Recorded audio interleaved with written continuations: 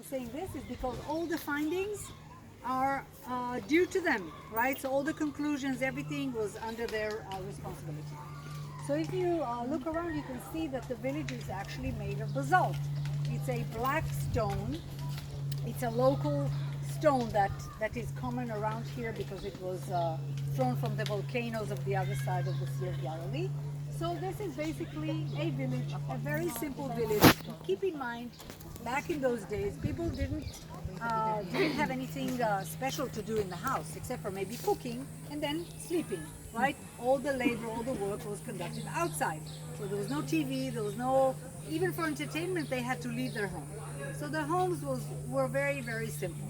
You'd have a few rooms and then a joint courtyard in the center without a roof where all the cooking was done. However, all of a sudden we see an exhibition of these huge white stones. This is limestone. So this was brought here from somewhere else because the local stone is black. Let's go and see what they are.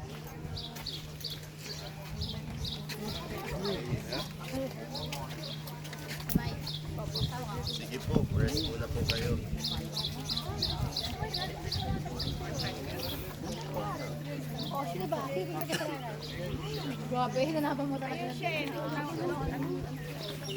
This is the tree of... Please come stand in the shade. There's a little bit of shade over here.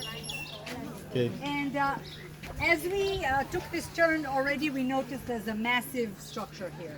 A massive building alongside the small houses, Synagogue. small homes made of the black stone, all of a sudden a big, massive white building.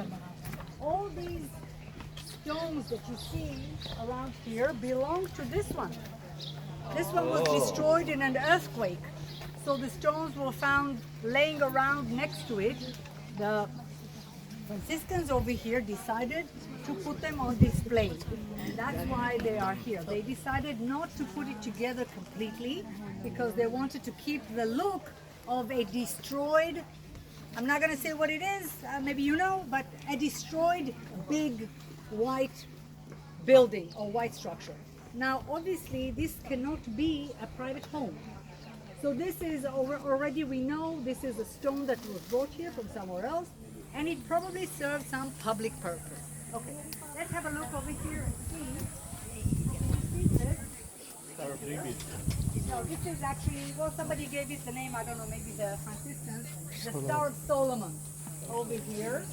The Star of David is this one right here. Okay. Oh, I see. This 5 one has 6 points. You see the grapes. I told you the land is blessed with different kinds of fruit. Here is the pomegranate right here, and you can look for it over there in the carving. However, I'd like to tell you that this and this are still not an indication of anything Jewish. Why not? Because the Star of David became a Jewish symbol only in the Middle Ages.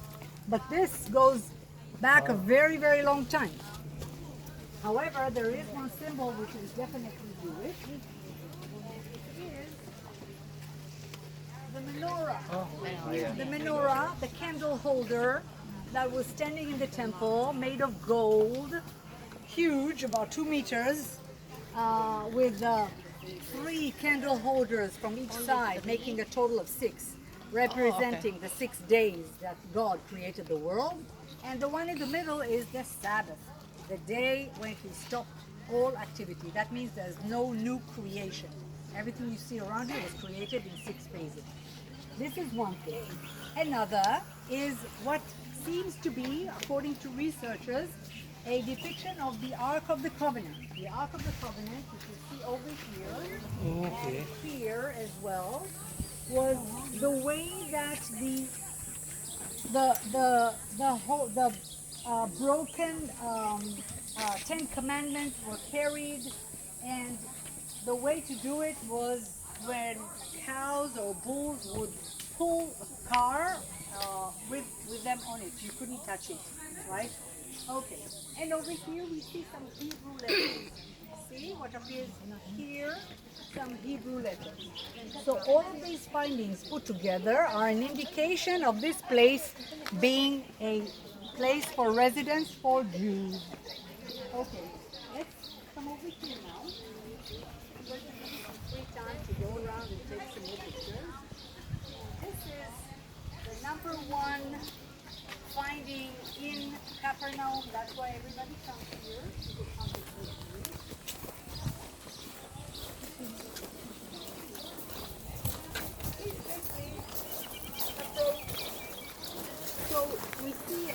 massive building in front of us, but we can see that it has two layers. The layer at the bottom, which is black, made of the local stone, and the one on the top, which is an attempt to rebuild what was destroyed, but with a different stone, with a white stone, so that it will stand out even more. What are we looking at? We are looking at the remnants of the synagogue of Capernaum. Synagogue is a place for gathering. We say Bet Knesset. Bet, again, Bait, house. Bite. Knesset, Knesset. gathering. Beit, Beit. Knesset, house of gathering. So the Jews gather every so often, usually on a Shabbat, on a Saturday, and they need a place that will contain all the residents of Capernaum. The original synagogue was made of the black stone, and it was here since the first century. That means during the time of Jesus. That means there's a very good chance that Jesus was here in this synagogue. Now, when I'm pointing to this synagogue, you keep in mind I'm referring to the original one, right? To the black synagogue. Black synagogue was destroyed, but because of the importance of this synagogue, because of the high probability that Jesus was here, maybe reading the scrolls, maybe teaching, they decided, the people who lived here in Capernaum, they decided to rebuild it. I'm talking about 3rd century, 4th century, right? And so they decided to rebuild it with white stone. They brought here some building that was dismantled, and they just put it together. The important part was to rebuild the original synagogue. They didn't care much for, keeping exactly the same architecture. You can see, for example, here, this is a part of an arch. Can you see? This one, and this one. They are used as the base for an arch. I'm going to show you what an arch looks like. But here they're set in the middle of the wall because it wasn't really important to rebuild whatever was dismantled.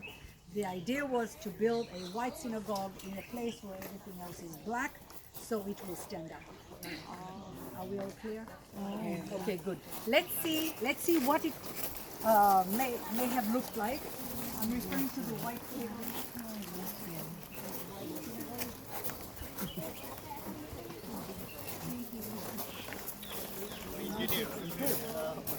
So look over here.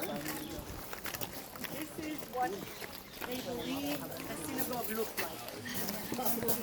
Standing on the base of the black synagogue. But imagine how wonderful it must have looked. Very incredible.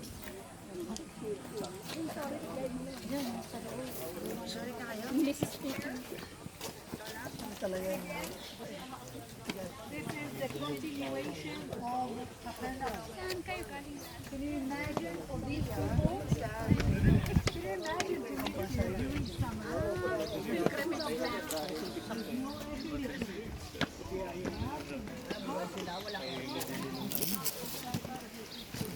Where would you go? Tell me.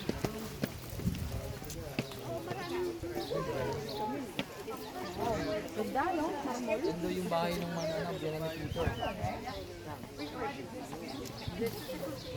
Yan ang bahay niya. Yan ang ni Peter. Ito yung lugar ni Peter. Capernaum. Yan ang bahay ni Peter. Biyanan niya. Biyanan ni Peter. Yan siya. Yan. Ang bahay ni Peter. Ibig sabihin, yung biyanan ni Peter mayaman. So, mayaman yan din ni Peter. Mayaman pala. Negosyante ng mga isda kasi sa tabi lang dito ng ano. Oh, Baka ganun. ito yung bahay ni Peter. Di ba, fisher up muna sila eh. Mga negosyante. So, ito yung loob ng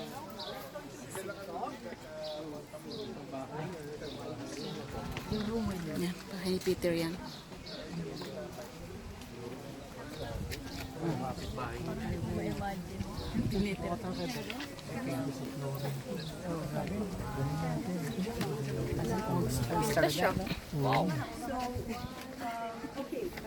so this is basically a synagogue. A synagogue is basically a big place where people can gather with some benches, some pillars where there'll be a roof, sit comfortably and so what do these people do in synagogues today? They pray, right? Basically they go and pray and study and study. If you want to listen to the explanation, please come over here. So this is what we do in synagogues today. By the way, all synagogues all over the world are facing Israel. Right? So synagogue in America will face Israel. Synagogue in South Africa will face Israel. Right? Why? They are actually facing Jerusalem, which is where the temple used to be. The temple was the only spiritual center. And throughout Jewish history, we know that the different kings were fighting those who were trying to create alternative spiritual centers. They would literally destroy them and tell them, no, you have to come to Jerusalem 3 times a year. Passover, Tabernacles, and Pentecost. Make an offering, right? This is what Jewish people did during the time of Jesus, definitely. Right? They would have to go to the temple. Other times, if they didn't know how to read and write, no problem, not a big deal. As long as you show up on Passover with a goat, with a bird, with something that you can offer. That was it. However, when the Romans destroyed the temple, the year 70, they changed Judaism. And they turned it into something else. No more biblical Judaism, rabbinical Judaism. And this is the form of Judaism that we have until this very day. Rabbi means great man.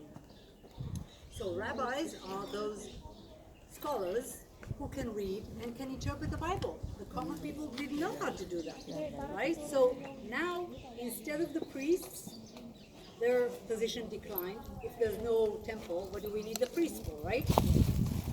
Nothing special about it. So they declined, and another elite rose, the rabbis. Okay, so now I just said that all the synagogues in the world are facing Jerusalem as a memory for the temple that used to be there. Now what about this one? Is it facing Jerusalem? I'll show you where Jerusalem is. Jerusalem is that way. So we traveled north, right? I told you we left Bethlehem, we traveled north. Jerusalem is southeast. So how come this one is not facing Jerusalem? This is proof that this synagogue was built before the destruction of the temple. You get it? Before the destruction of the temple, synagogues were built facing just anywhere, wherever the breeze was. There was no significance. After the year 70, let's say first century, end of first century, and until this very day, they have to face Jerusalem. All the synagogues in Jerusalem, what do they face? Temple Mount. Temple Mount, where the temple used to be. We will see it, where the Golden Dome is, right? Because that's what you're aiming for. Different religions, they are facing different directions. We are facing Jerusalem. So this is proof that there was a synagogue here. It didn't serve the purpose of prayer, because back then they didn't know how to pray, right? There was still an existing temple in Jerusalem. Okay, that's why this one is just facing east and not Jerusalem, because the purpose of the white synagogue is to maintain the structure that is underneath it. So even though the white synagogue was built in the 3rd century, when the temple was not in existence anymore, the idea wasn't now to build a synagogue that will face Jerusalem, but rather one that will keep the infrastructure of this one, the black one. I know it's hot, but are we all clear? Yeah. Okay, let's Okay. continue.